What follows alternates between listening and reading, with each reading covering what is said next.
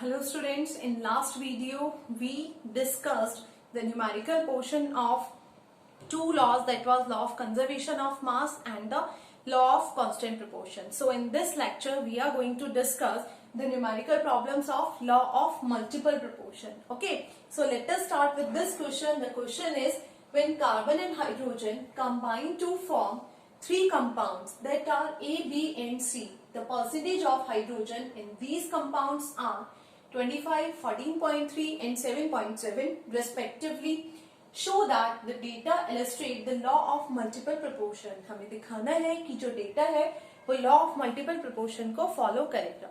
So what is the law of multiple proportion? हमारे mind में एकदम से आ जाना चाहिए. Law of multiple proportion says that when two elements are combined to form two or more elements, है ना, जब दो एलिमेंट्स दो से ज्यादा कंपाउंड्स बनाते हैं तो उनमें जो एक एलिमेंट का मास वेरी करता है वो ऑलवेज एक सिंपलेस्ट होल नंबर में होना चाहिए.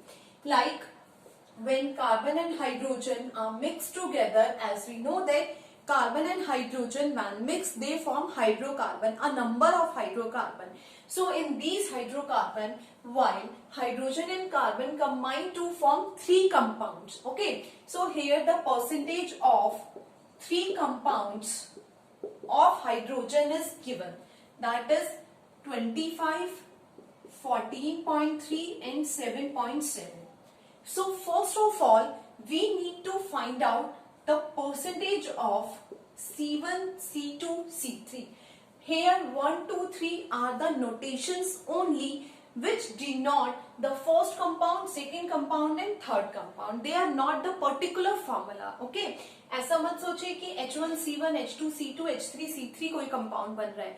ये H और C के तीन कंपाउंड्स को स्पेसिफाइड करने के लिए मैंने 1, 2, 3 मेंशन किया है. While percentage are being given in the question. Okay, then what we need to do? First of all, we need to know that the sum of percentage is always equal to 100. तो जब दो compounds according to the average molecular mass जब हम पढ़ते हैं तो दो compounds, दो एलिमेंट्स अगर हमें दिए हैं H1 एंड O1, एक की परसेंटेज 25 है तो सेकेंड वाले की जो परसेंटेज होती है वो 100 माइनस करके हम फाइंड आउट करते हैं. तो यहाँ पे तीनों परसेंटेजेस हमें 100 माइनस करके ही फाइंड आउट करना है. So first of all let us start. If H1 is 25 है ना, so H1 is equals to 25 gram, then C1 is equals to 100 minus 25, that is 75 gram. In the law of multiple proportion, we need to know that the mass of one element is fixed in all the three compounds and the mass of other element varies, है ना, और जो mass vary कर रहा है उसका ratio simplest whole number आना चाहिए. तो जब हम इसके न्यूमेरिकल्स करेंगे एक बात याद रखिएगा, एक एलिमेंट का मास हमें फिक्स करके चलना है. तो यहाँ पे मैंने let the mass of hydrogen be fixed as 1 gram. मैंने हाइड्रोजन का मास 1 ग्राम फिक्स्ड कर दिया है बिकॉज यहाँ पे परसेंटेजेस गिवन है. जब कोई क्लू गिवन नहीं है, आपको फॉर्मूलाज गिवन है, then according to the formula you apply the according to the molecular mass, है ना. We need to know the molecular mass of the particular compound and according to the molecular mass we can easily find out the ratio. हम ratio find out कर लेंगे कौन सा fixed है और कौन सा वेरी कर रहा है. जो वेरी कर रहा है वो सिंपलेस्ट होल नंबर में है या नहीं है. सिंपलेस्ट होल नंबर में होगा देन ओनली द रिएक्शन और the compounds obey the law of multiple proportion. So H1 is 25 gram, then C1 is 75 gram. So according to the unitary method, in 25 gram, or you can say for 25 gram of hydrogen, the amount of carbon which is required, that is 75 gram. So for 1 gram, as we fixed the mass of hydrogen as 1 gram, for 1 gram of hydrogen the amount of carbon is 75 divided by 25 is equals to 3 gram. Okay, so यहाँ पर जो first में formula आया H1 is C1, ठीक है. Again I am repeating, H1 C1 कोई formula नहीं है, वन सिर्फ फर्स्ट कंपाउंड को शो कर रहा है. It might be CH4, it might be C2H6, it might be any of hydrocarbon. Okay, so the ratio is 1:3 first compound के लिए. Late us do the calculation in the same manner for second H2. Second compound के लिए calculation करेंगे. So second compound में weight of H2 कितना है 14.3. Okay, so weight of C2 कितना हो जाएगा, इट इज 100 माइनस 14.3. 100 में से 14.3 माइनस कीजिए. 10 में से 3 माइनस हुए 7, यहाँ पे बचा 9. ओके, सो 9 में से 4 गए 5, यहाँ पे कितना बचा, यहाँ पे भी बचा 9. 9 में से 1 गया 8. It is 85.7 gram. Again apply unitary method for 14.3 gram of H2. The amount of carbon, C2 amount of carbon is required, that is 85.7 gram. Okay, so for 1 gram of hydrogen कितना होगा 85.7 divided by 14.3. It is somehow आप इसको जब divide करेंगे 14.3 and 85.7, फटाफट से calculation कीजिए और एक रफ आइडिया निकालिए कि कितने इसका आंसर आएगा. बताइए कितना इसका आंसर आ सकता है. That is somehow it is 6 ग्राम, है ना, because 14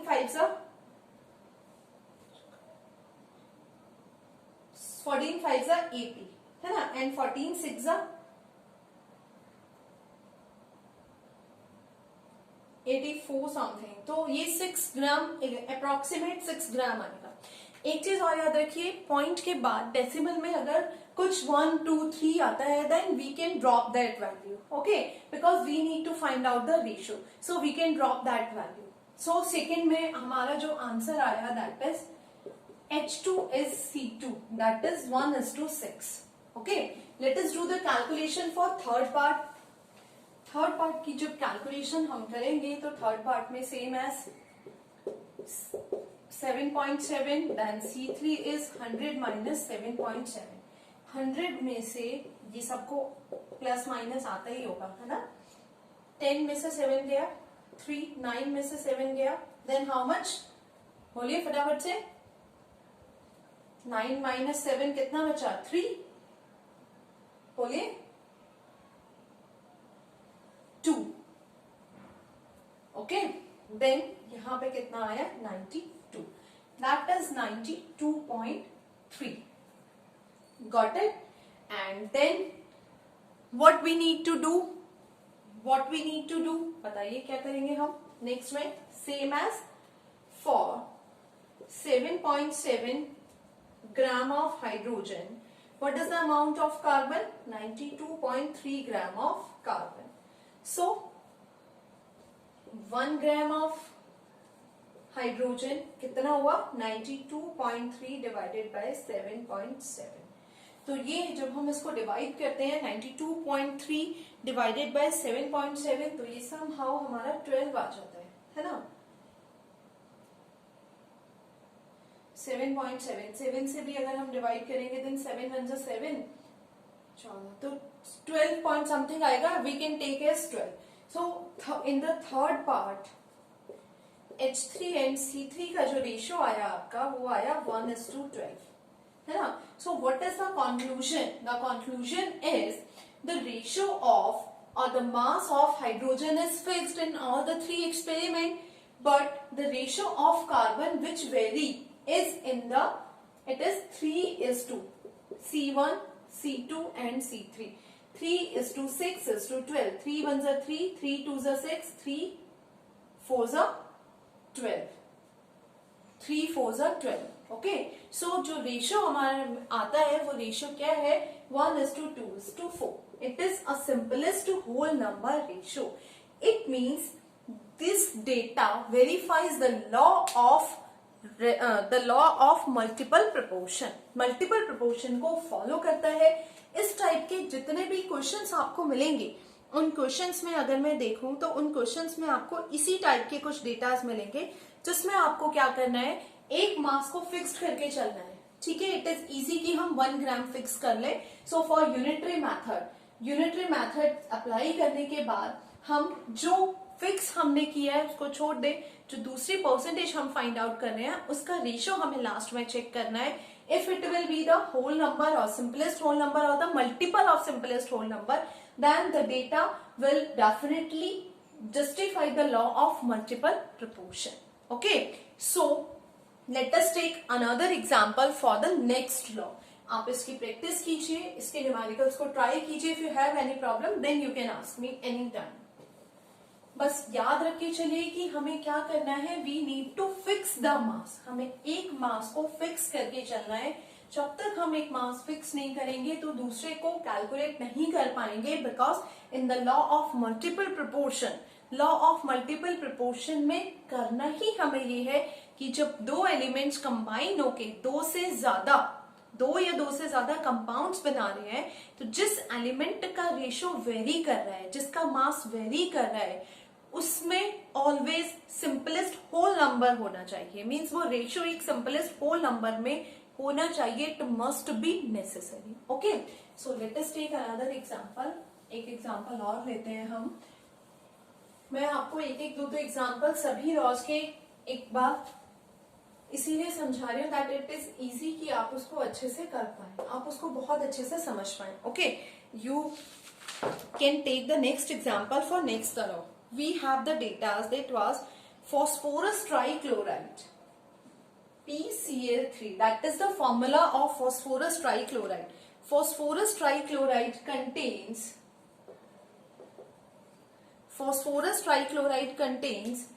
22.57% of phosphorus. 22.57% of phosphorus. pH3 contains 91.18% of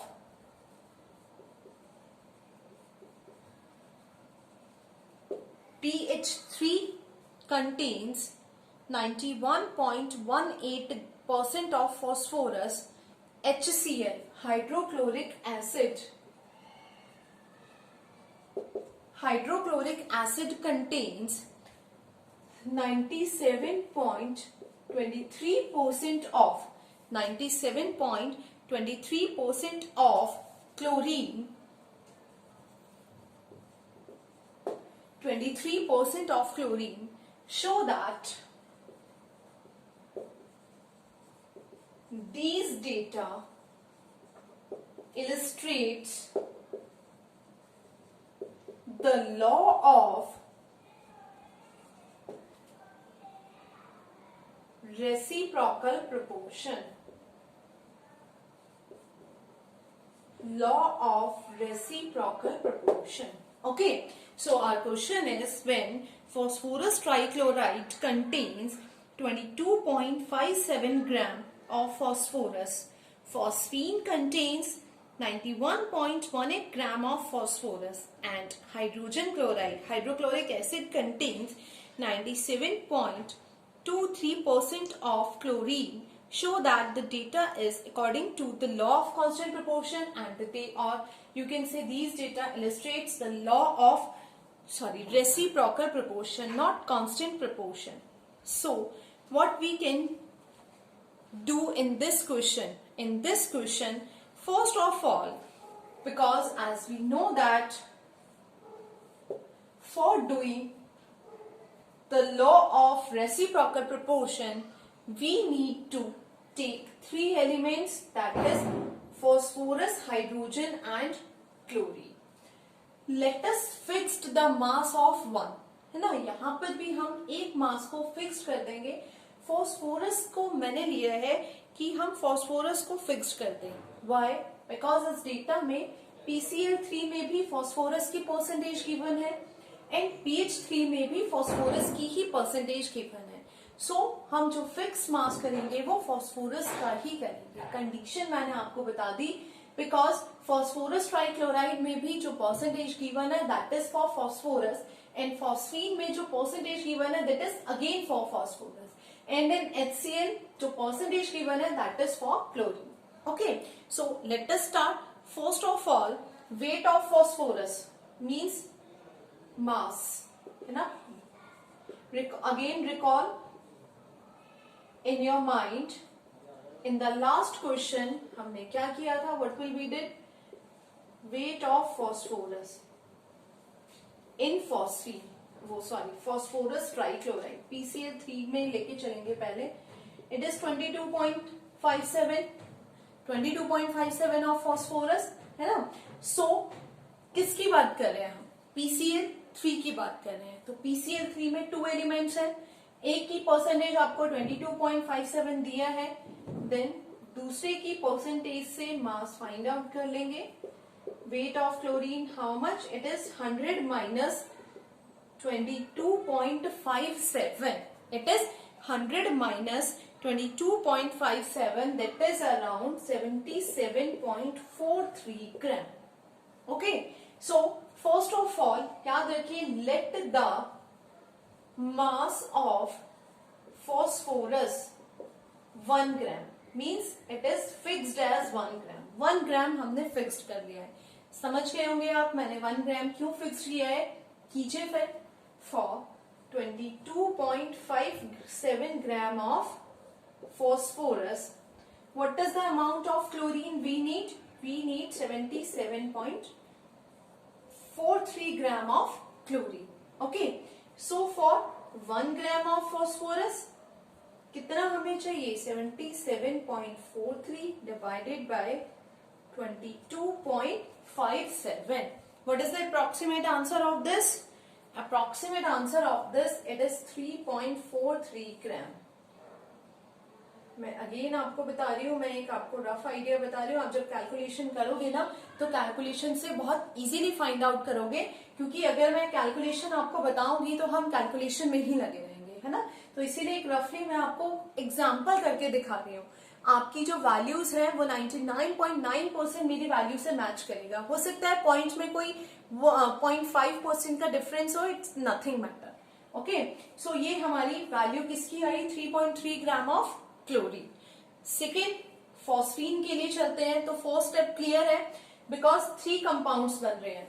first हमने लिया है PCl3 के लिए, सेकेंड हम ले रहे हैं फॉस्फीन के लिए, और थर्ड हम लेंगे HCl के लिए, हाइड्रोक्लोरिक एसिड के लिए.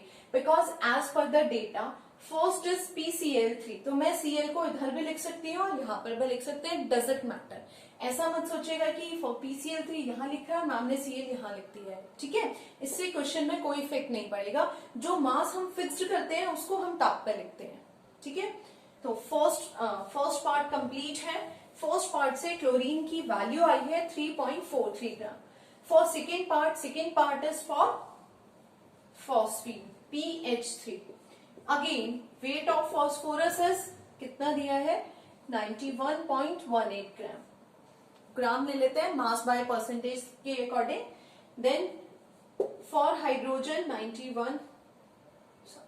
100 minus 91.18, 100 minus 91.18, then how much it is, around 8.82 gram. Again you can find out the ratio. For 91.18 gram of phosphorus, the amount of hydrogen what we need is 8.82 gram.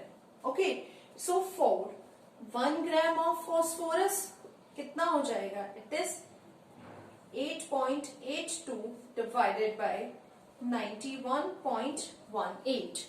8.82 is divided by 91.18. It is around 0.097 gram. Okay, it is around 0.097 gram. So देखिए, first part में हमने किसकी value find out की, chlorine की value find out की. First part में chlorine की value जो हमारी आई थी इट इज 3.43 ग्राम, है ना. सेकेंड पार्ट में हाइड्रोजन की वैल्यू फाइंड आउट की है. हाइड्रोजन की जो वैल्यू है इट इज 0.097। अब इस पे आ जाइए, जब फॉस्फोरस हाइड्रोजन के साथ कंबाइन होके फॉस्फीन बना रहा है, क्लोरीन के साथ कंबाइन होके फॉस्फोरस ट्राइक्लोराइड बना रहा है, then the mass of phosphorus is fixed. Phosphorus का 1 ग्राम है रेशो। यहाँ पे इसका जो आया हाइड्रोजन का दैट इज 0.097 एंड थर्ड वाले का जो रेशो आया क्लोरीन का दैट इज 3.43।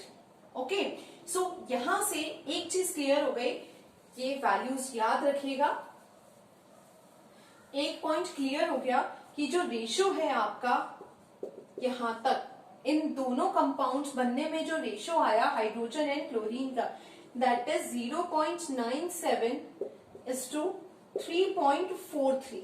ओके, 0.97:3.43। ये 0.97 और 3.43 जो रेशो है ये किसके अकॉर्डिंग आया है? जब फॉस्फोरस PH3 बनाता है और फॉस्फोरस PCl3 बनाता है, then what is the ratio of hydrogen and chlorine? Molar mass से लेंगे तो इसका 1 होगा, इसका 35.5, वी कैन टेक 36 ग्राम, है ना। एंड फॉस्फोरस का हमें पता है फॉस्फोरस का 31 ग्राम होता है। But according to the data, हम डेटा के अकॉर्डिंग कर रहे हैं, फॉस्फोरस का फिक्स कर दिया 1 ग्राम, हाइड्रोजन एंड क्लोरीन का रेशियो 0.97 एंड 3.43 आ रहा है। ठीक है, तो अब नेक्स्ट पार्ट पे चलते हैं। नेक्स्ट थर्ड पार्ट क्या कहता है? HCl कंटेन्स 97 मीन्स जब हाइड्रोजन क्लोरीन के साथ कंबाइन हुआ, यहां तक का रिजल्ट, इस तक का रिजल्ट हमारा ये आ गया। ठीक है, अब इस रेशो को मैच करेंगे हम HCl के according.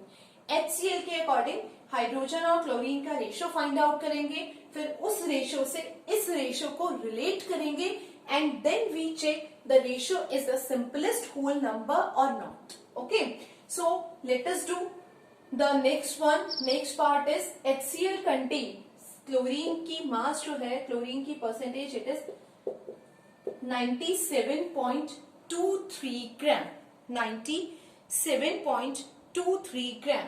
Then weight of hydrogen, hydrogen का वेट कितना हुआ? 100 माइनस 97.23 ग्राम। सो 100 में से जब आप 97 को माइनस करेंगे दैट वाज 2.77 ग्राम, है ना। अब यहाँ पे तो हम इससे आगे कुछ नहीं कर सकते, सो थर्ड पार्ट में हमें आगे नहीं जाना है। थर्ड पार्ट में आपको आगे बिल्कुल नहीं जाना है, क्योंकि यहाँ पे यूनिटरी मेथड अप्लाई करने के लिए फिक्स्ड मास नहीं है। हमने जो मास फिक्स्ड किया था वो फॉस्फोरस का फिक्स्ड किया था, तो फिक्स मास से हम कैलकुलेट कर पाए PH3 के लिए वैल्यू और PCl3 के लिए वैल्यू। इस पार्ट में जबकि हमारे पास फिक्स्ड करने के लिए मास नहीं है, तो यहाँ पे हम कैलकुलेशन नहीं करेंगे, जो परसेंटेज का रेशियो आएगा वो डायरेक्टली आ जाएगा। Means H/Cl is 2.77 gram is to 97.23 gram. Okay, so जो रेशियो आया हमारा वो रेशियो क्या आया? फ्रॉम द एक्सपेरिमेंट ऑफ और from the relation of PH3 and PCl3, while the mass of phosphorus is constant, the mass of phosphorus is fixed, the ratio of the mass of hydrogen and chlorine are 0.097:3.43। यहां पे जो ratio आया हमारा minus करने के बाद, the ratio is HNCl 2.77:97.23। Okay, अब हम इसको सिंप्लीफाई करके देख लेंगे। हमें लास्ट में क्या करना है? सिर्फ लास्ट में चेक करना है आपको रेशो। रेशो चेक करेंगे मींस की सिंपलेस्ट होल नंबर आता है या नहीं आता। तो H/Cl एंड H/Cl का एक कंबाइंड रेशो निकाल लेंगे हम। 3:43 divided by 0.097 is to 97.23 divided by 2, that is 97.23 is to 2.77। Okay, because hydrogen और क्लोरीन का जो रेशियो आया है उसको हम सिंपली डिवाइड करेंगे H एंड Cl के लिए। देखिए फॉर्मूला तो HCl बन रहा है, बट जब आप डिवाइड करेंगे रेशियो के लिए तो रेशियो में डिवाइड में याद रखिए 3.43 डिवाइडेड बाय 0.097 लेंगे। यहाँ पर भी हम स्मॉलेस्ट वैल्यू को नीचे लेके इसको डिवाइड करके एक रेशियो निकाल लेंगे। ये रेशियो हम क्यों निकाल रहे हैं? Because we need to check that H ratio Cl जो आ रहा है, कि यहाँ पे एच रेशियो सीएल जो आ रहा है उसकी वैल्यू में कितना वेरिएशन है, या वैल्यूज जो आंसर में आएंगी वो वैल्यू आपकी according to the data law of reciprocal proportion को ऑबे करेंगी या नहीं करेंगी। रेसिप्रोकल प्रोपोर्शन ये कहता है कि जब आप दो एलिमेंट्स जो एक साथ कंबाइन हो रहे हैं थर्ड एलिमेंट के फिक्स्ड मास के साथ, इनका जो रेशियो है वो सेम भी हो सकता है, सेम मतलब जो इसके साथ कंबाइन हुआ, और डिफरेंट भी हो सकता है। मींस अगर मैं मान लूं कि 1:2 है, यहाँ पे मैंने 3 ग्राम फिक्स कर दिया, तो PH3 में अगर 3:1 का रेशियो है और PCl3 में भी 3:2 का रेशियो है, यानी कि जब फास्फोरस हाइड्रोजन के साथ रिएक्ट कर रहा है तो हाइड्रोजन 1 ग्राम है, जब फास्फोरस क्लोरीन के साथ रिएक्ट कर रहा है तो क्लोरीन 2 ग्राम है। तो आपका जब हाइड्रोजन और क्लोरीन रिएक्ट करेगा तो पॉसिबिलिटी है ये 1:2 के रेशियो में रिएक्ट करेंगे, और 1:2 के रेशियो में रिएक्ट नहीं करेंगे तो रेशियो चेंज होगा, बट वो रेशियो एक सिंपलेस्ट होल नंबर होगा या multiple of simplest whole number होगा। ठीक है, तो यहां तक इन दोनों तक HCl का जो रेशियो आया, और जब HCl आपस में कंबाइन हुए, ये वाला जो H और Cl का रेशियो है ये कहां से आया? PH3 versus PCl3। PH3 में हाइड्रोजन का रेशियो और PCl3 में क्लोरीन का रेशियो, बट जब ये दोनों आपस में कंबाइन हुए तो हमारा रेशियो आया दैट इज 2.77:97.23। अगर हम चाहें तो हाइड्रोजन की वैल्यूज को डिवाइड करके, क्लोरीन की वैल्यूज को डिवाइड करके एक simplest whole number ratio find out करेंगे। रेशियो फाइंड आउट करने के बाद at the last we need to check the ratio of hydrogen and chlorine is the same, है ना। The ratio of hydrogen and chlorine is the same as in the PH3 और in the PCl5, or the ratio would be different. So this is all about the law of reciprocal proportion. तो जब हम इस law of reciprocal proportion के साथ calculation करेंगे, या आप law of multiple proportion के साथ कैलकुलेशन करेंगे, then keep this in your mind. You need to fix the mass of one. एक एलिमेंट का मास आपको फिक्स करना है, जिसके अकॉर्डिंग हम वैल्यूज फाइंड आउट करेंगे, एंड कैलकुलेशन पार्ट के बाद ही हम ये जस्टिफिकेशन दे सकते हैं, जस्टिफाई कर सकते हैं कि डेटा जो हमें मिला था वो डेटा इन लॉज को वेरीफाई कर रहा है या नहीं कर रहा है। So keep doing the numerical portion, okay. So you need to practicing the questions that it is easy to understand the next topic, that is mole concept, because these are very much important if you are preparing any competitive exam. So the competitive exam in the MCQs, these parts are very much important. Okay, stoichiometry, numericals जो आपके first chapter में है ना, some basic concepts of chemistry, it is the base of the chemistry. So keep studying, keep doing practicing for the numericals, and in the next video we discuss the next topic, that is mole concept, definitely. Okay, till then, thank you.